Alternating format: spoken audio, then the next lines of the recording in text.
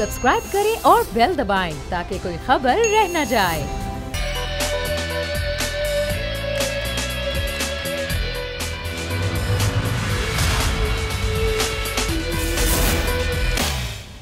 बिस्मिल्लाहिर्रहमानिर्रहीम, अस्सलामु अलैकुम। प्रोग्राम में मैं सुमैया रिजवान आपको वेलकम कहती हूँ। नाजरीन, हमारा मौजू है पीडीएम का जलसा और अपोजिशन की तैयारियाँ। तो वापस आते हैं, अपने प्रोग्राम का बाकायदा आगाज़ करते हैं। नाजरीन, कल जो है वो ज़ाहिर जलसा करने जा रही है पीडीएम, और 16 अक्टूबर का जलसा, जिसे एक टर्निंग पॉइंट अपोजिशन कह रही है कि ये पहला कदम होगा अपोजिशन का। ये एक तरीके से कहना चाहिए कि ये उनका दावा है कि हुकूमत के जाने में ये पहला कदम साबित होगा।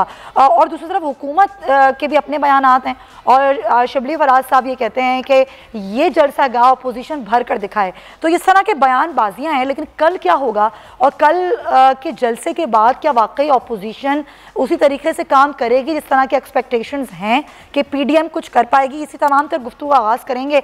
सबसे पहले आपको लिए चलेंगे गुजरावाला ही, जहाँ पर ज़ाहिर जलसे की तैयारियाँ भी जारी हैं, और हमारे नुमाइंदे ताबिश भट्ट हमारे साथ हैं और उनके साथ मुस्लिम लीग नून के रहनुमा अता तारड़ मौजूद हैं। तो उनसे जानेंगे कि वो क्या कहते हैं और कितने पुरजोश हैं कल के जलसे को लेकर, तैयारियां कैसी हैं। ताबिश, क्या कहना क्या है अता तारड़ का, क्या बताएंगे आप?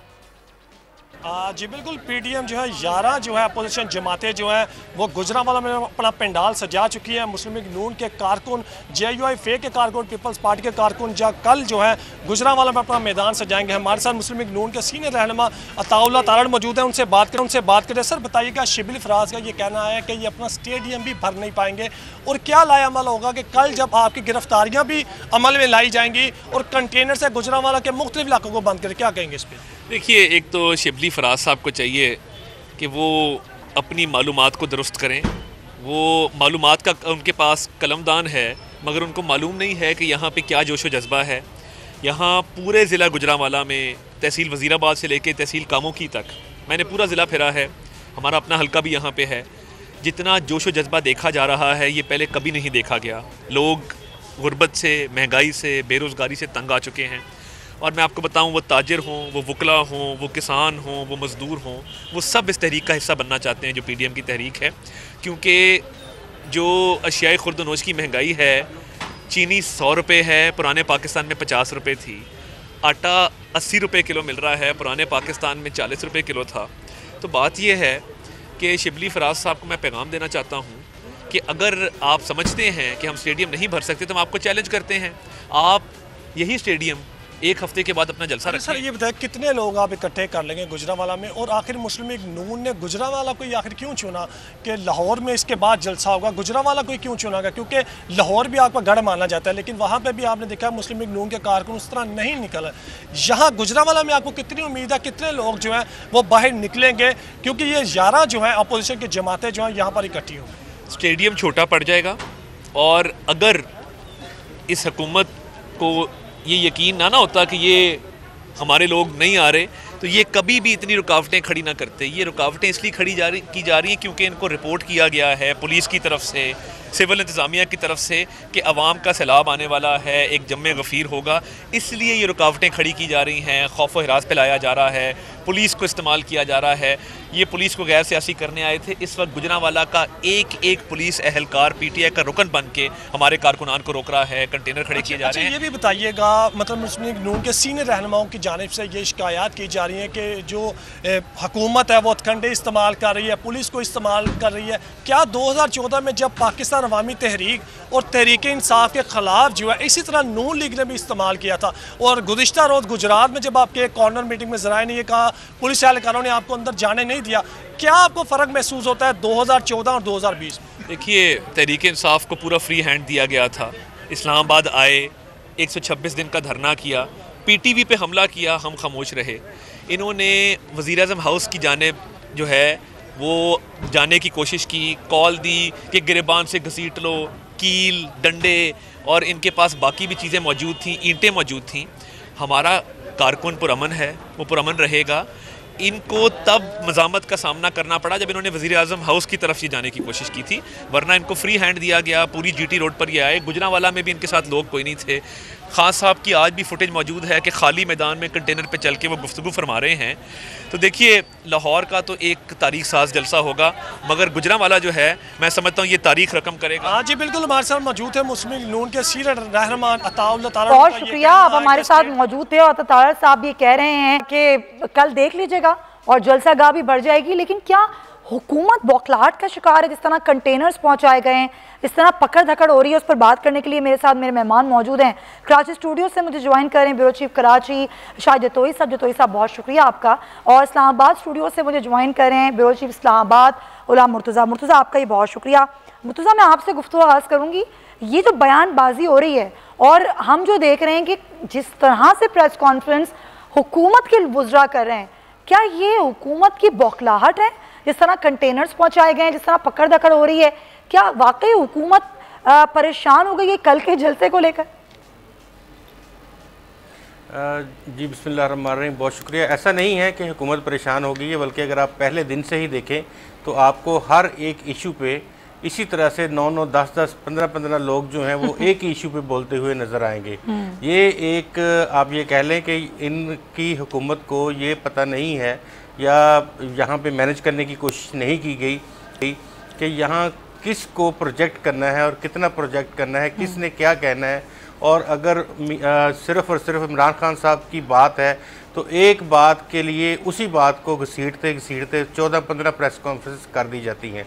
तो ये असल में उसका तसलसल है। और इस वक्त ऐसी जो सियासी मूव्स होती हैं, हम भी सियासत के तालिब इल्म हैं, तो इसमें हमें ये वाज़े तौर पे नज़र आता है कि वो उस वक्त की पोजीशन कुछ और थी। अगर एक लफ्ज़ कहा गया इमरान खान साहब की जानिब से और उसको 14 वुज़रा ने उसी को आगे घसीटा, उसी के ट्वीट किए, उसी की प्रेस कॉन्फ्रेंस की, तो उसका फ़र्क नहीं पड़ता था। लेकिन ये जो सियासी मूव्स होती हैं, इसमें ऐसी चीज़ों को बिल्कुल आपने दुरुस्त कहा जो आपने बात की है कि कहीं घबराहट खौफ का शिकार हो गए हैं। हाँ। अगर घबराहट और खौफ का शिकार नहीं भी हुए तो लोगों में तासुर ये चला गया है कि हुकूमत की जो वुज़रा हैं वो डर गए हैं। हाँ। और तकरीबन हर सियासी कारकुन ये बात कर रहा है। दूसरी बात ये है कि पंजाब में जिस तरह से सियासी पकड़ धकड़ का सिलसिला हर जो भी हुकूमत वहाँ मौजूद होती है वो करती है अपने कारकुनों के लिए, इसी तरह आज पीटीआई ने भी वही काम जो है। लेकिन मुर्तज़ा, पीटीआई एक आम सियासी जमात इसलिए नहीं है कि इन्होंने खुद एक बहुत तवील अरसे धरना दिया, एहतजाज की सियासत से ये जमात बनी और इन्होंने ही सबसे पहले इस तरह की बुनियाद रखी। और इमरान खान साहब के बयानात मौजूद हैं, ऑन रिकॉर्ड हैं, वो ये कई दफ़ा कह चुके हैं कि जब मैं इक़्तिदार में आऊँगा, मैं वज़ीर आज़म बनूंगा तो मैं किसी भी अपोजिशन को एहतजाज करने से नहीं रोकूंगा। तो आज तो उनके अपने बयानात गलत साबित कर रहे हैं उनके अमल को।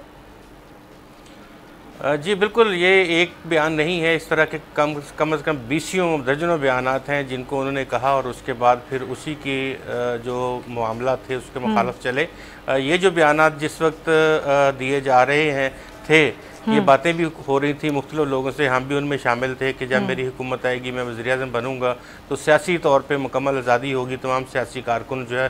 फिर ये भी कहा गया था कि सियासी तौर पे किसी को निशाना नहीं बनाया जाएगा। फिर ये भी कहा गया उनकी जानिब से कि मीडिया और सहाफ़त बिल्कुल आज़ाद होगी। तो हम लोग एक दूसरे की तरफ देखते थे और साथ इनके सीनियर जो रहनुमा होते थे उनकी जानिब देखते थे। तो वाकई हमें ये लगता था कि शायद जब कभी वज़ीर आज़म बनेंगे या हुकूमत में आएंगे तो ऐसे ही होगा जिस तरह खान साहब कह रहे हैं। लेकिन तमाम शोबों की जो हालत है वो तो आपके सबके सामने है, हमारे सामने भी है। और गवर्नेंस असल इशू इस वक्त जो है वो गवर्नेंस के इश्यूज़ हैं। जितनी जमातें खटी हुई हैं, यकीन माने शायद इनके साथ कोई भी चलने के लिए तैयार ना होता, इनकी अपनी पार्टी के लोग जो हैं वो इनके साथ ना चलते। सही बात लेकिन इस वक्त जो इकॉनमी, जो हालात है आम लोगों के, वो हर कोई ये फ़र्ज़ समझ रहा है कि अगर कोई ऐसा काम शुरू किया जाए तो उसमें हिस्सा डाला जाए। ये बात की जा रही है। हम क्योंकि मासद से ताल्लुक़ रखते हैं, लोगों से रोज़ाना मिलते हैं, उनसे बातचीत होती है, तो कतई नज़र इसके कि कुछ सियासी इख्तलाफ किसी का किसी जमात से हो, लेकिन जो आम हालात हैं, जो मासद के साथ गुफ्तगू हो रही है, लोगों के साथ बातचीत हो रही है, उसमें ये चीज़ बहुत ही ज़्यादा इसका फैक्टर सामने आ रहा है। क्योंकि पंजाब जैसे ज़रई सूबे में गंदम और आटा नापेद होना एक बहुत बड़ा सवालिया निशान है। चीनी की कीमत 110 रुपये तक चले जाना, अंडा 180 रुपये दर्जन से ऊपर चले जाना, ये वो आम खुराकें, मर्च जो सब सुर्ख मिर्च है वो 12 ये आप सही कह रहे हैं। ये जो कीमतें हैं जिस तरह ये आसमान को छू रही हैं और हुकूमत कुछ कर नहीं पा रही है, इस कार्टलाइजेशन और कार्टलाइजर्स के सामने हुकूमत बेबस हो गई है। एक लेवल प्लेइंग फील्ड हुकूमत ने दे दिया अपोजिशन को कि जाओ खेलो और लगाओ छक्के और चौके। फिर आप ये नहीं कह सकते कि हम इनको क्लीन बोल्ड करेंगे। ब्रेक में लूंगी, वापस आऊंगी, बात करें, क्योंकि ना सिर्फ ये 16 को एक जलसा है बल्कि 18 को पाकिस्तान पीपल्स पार्टी कराची में जलसा करने जा रही है और पाकिस्तान पीपल्स पार्टी भी यही इल्ज़ाम लगाती है। इस पर बात करेंगे इस ब्रेक के बाद। स्टे विद अस।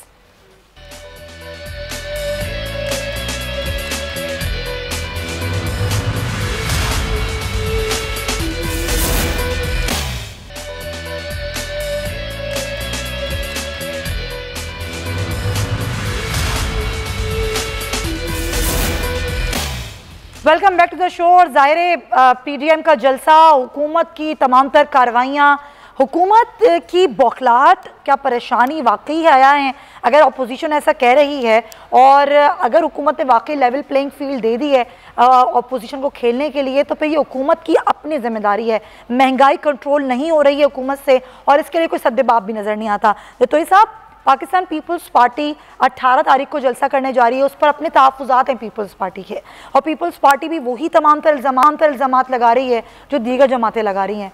क्या तैयारियां हैं और क्या वाकई वो जो एक प्रेशर बिल्डअप करने की बात नासिर हुसैन शाह साहब ने प्रेस कॉन्फ्रेंस में अपने की, वो प्रेशर क्या पड़ रहा है जमातों पर अपोजिशन की? जी सुमैया, बहुत शुक्रिया। मैं समझता हूँ कि पीडीएम की जो तहरीक है ये अपने जौहर में मुकम्मल तौर पर एक सियासी तहरीक है जो तवील अरसे के बाद पाकिस्तान को एक सियासी पॉलिटिकल ट्रैक पे वापस ला सकती है। इस सियासी तहरीक के लिए हालात बिल्कुल साजगार हैं और आवाम जो है वो एक तजर्बा करके देख चुके हैं और जो पिछले 3 अशरों से जो सियासत पाकिस्तान समेत पूरी दुनिया में ख़त्म कर दी गई थी, दहशतगर्दी और दहशतगर्दी के ख़िलाफ़ जंग के नाम पर पूरी दुनिया को डीपोलिटिसाइज किया गया था।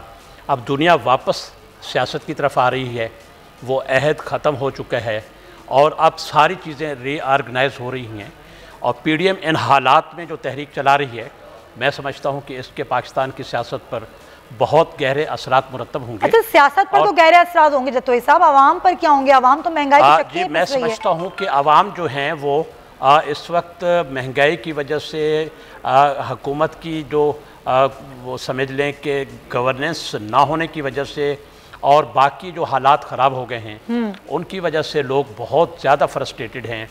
अब वो ये मतलब इस प्रोपेगेंडे में नहीं आएंगे कि जी अपोजिशन के लोग करप्ट हैं, अपनी पैसा बचाने के लिए ये कर रहे हैं, अपना ये कर रहे हैं। मुझे ये बताएं, अपोजिशन महंगाई कम करने के लिए क्या कर लेगी?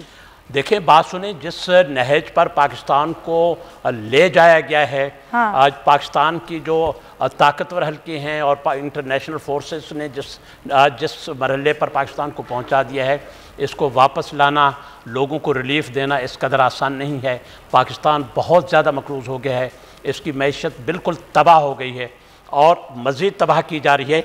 इसके लिए अब जो है ना सिर्फ हमें पाकिस्तान में अपनी मुआशी पॉलिसियों को बदलना होगा बल्कि अपनी खारजा पॉलिसियों को बदलना होगा, अपनी दाखिला पॉलिसियों को बदलना होगा। पॉलिसियां एहतजाज से नहीं बदलती, पॉइंट टेकन। एहतजाज से नहीं बदलती हैं, लेकिन लोग सियासत की तरफ जा रहे हैं, ये एक मुस्बत बात है।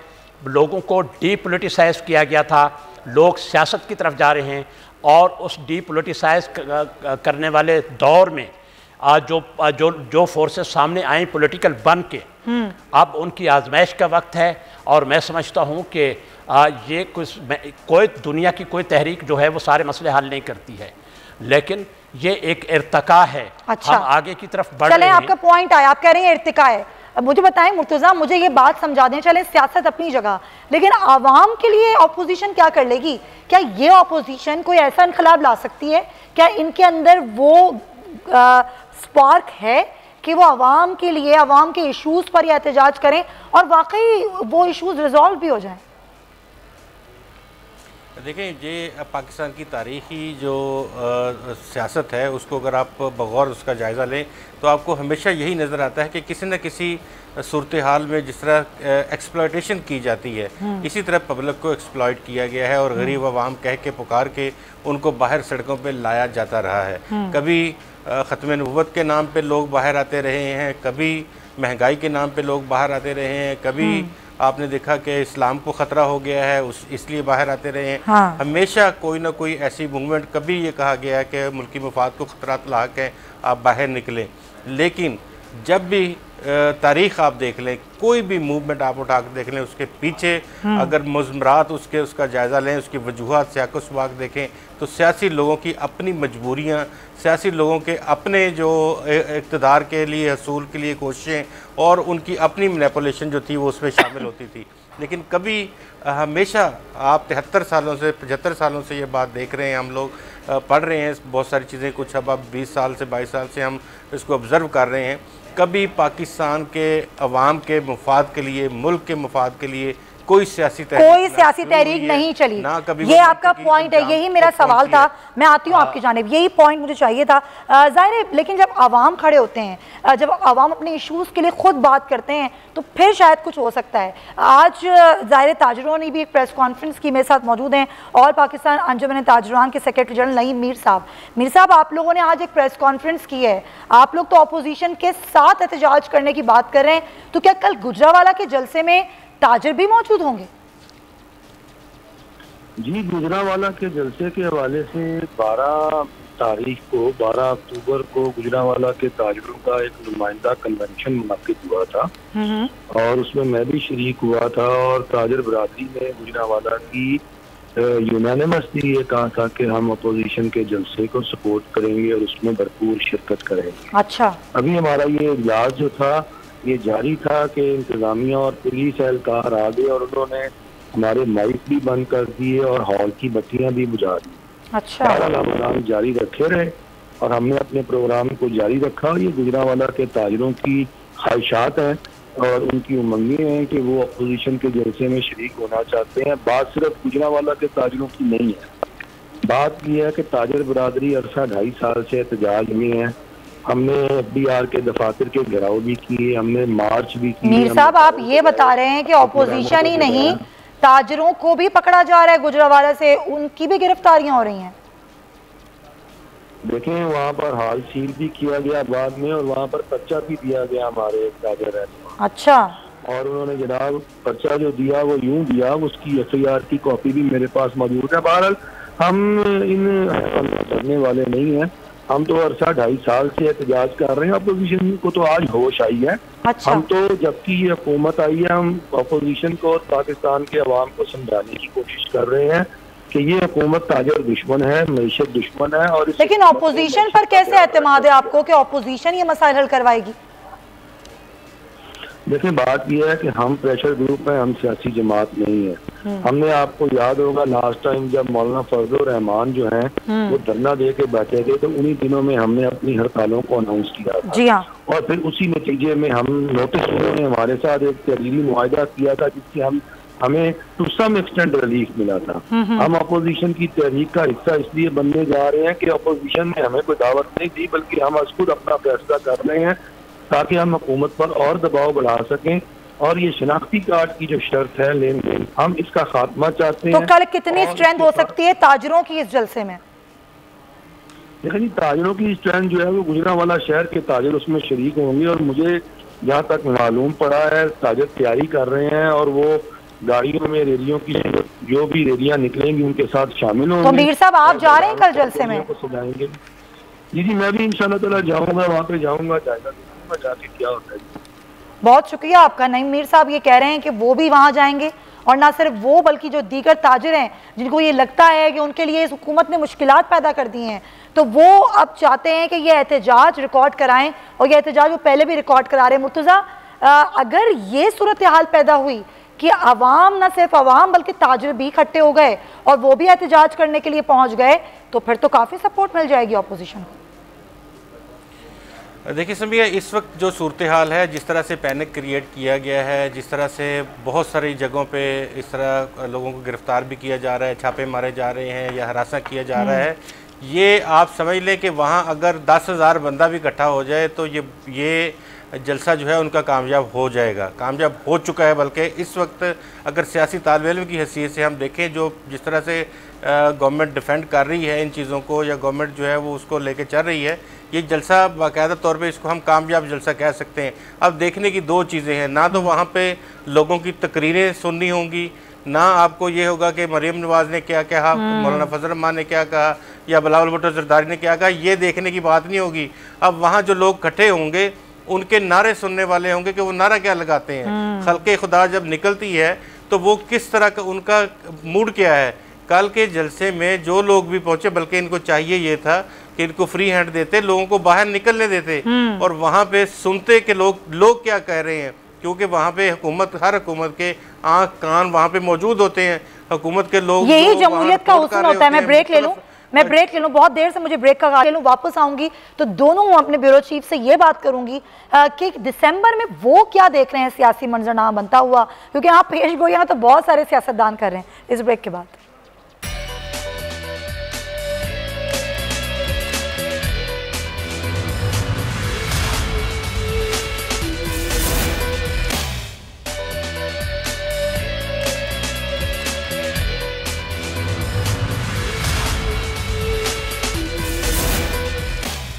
Welcome back to the show. बस आखिरी हिस्से में प्रोग्राम के कुछ कंक्लूड करेंगे चीज़ों को। जतोई साहब, 18 अक्टूबर का जलसा पीपल्स पार्टी का पिछले जलसों से इस बार का जलसा कैसे मुख्तलिफ होगा? जी देखें, ये जो जिनाह ग्राउंड है, ये निश्तर पार्क के बाद दूसरी तारीखी जगह है। इस ग्राउंड में बड़े बड़े जलसे हुए हैं और यहाँ जो अब तक बड़े जलसों का, बड़े मजमू का जो रिकॉर्ड है, मैं जो पिछले 25-30 साल से रिपोर्टिंग कर रहा हूँ, मैं सारे जलसों में मौजूद रहा हूँ। मैं समझता हूँ कि 25 दिसंबर 2011 को तहरीक इंसाफ ने, इमरान खान ने जलसा किया था, बिलाशुबा वो बहुत बड़ा जलसा था।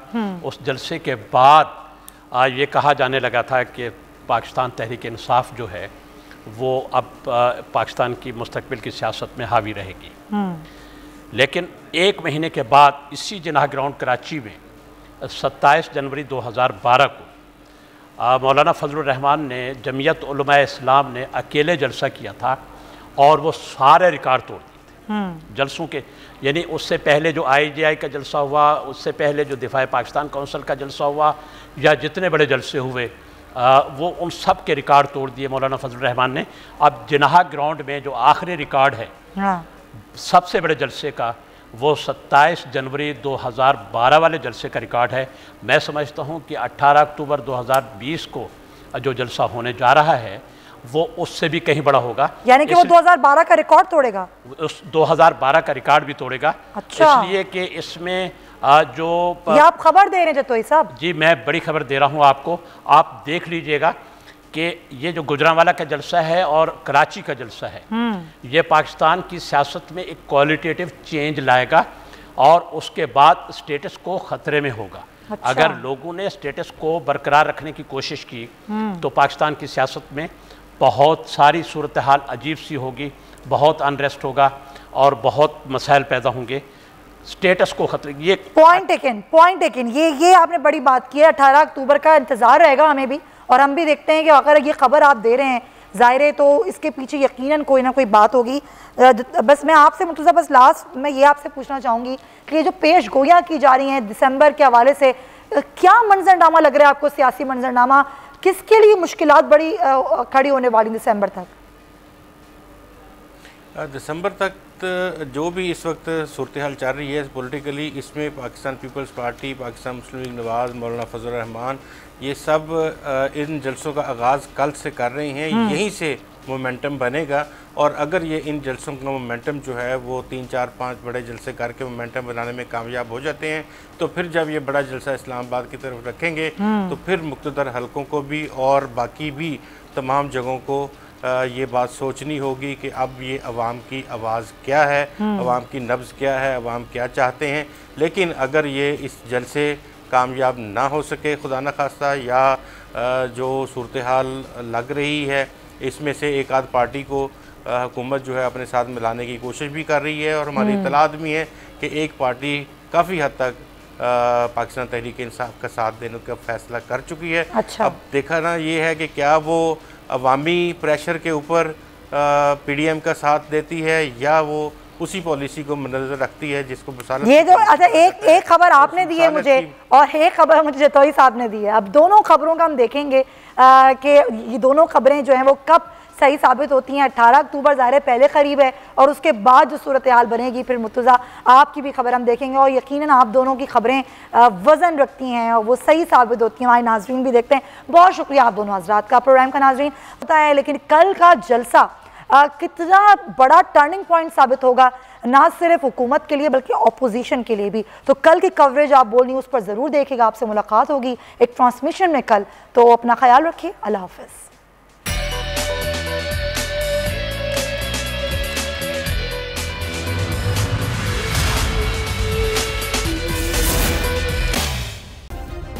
सब्सक्राइब करें और बेल दबाएं ताकि कोई खबर रह न जाए।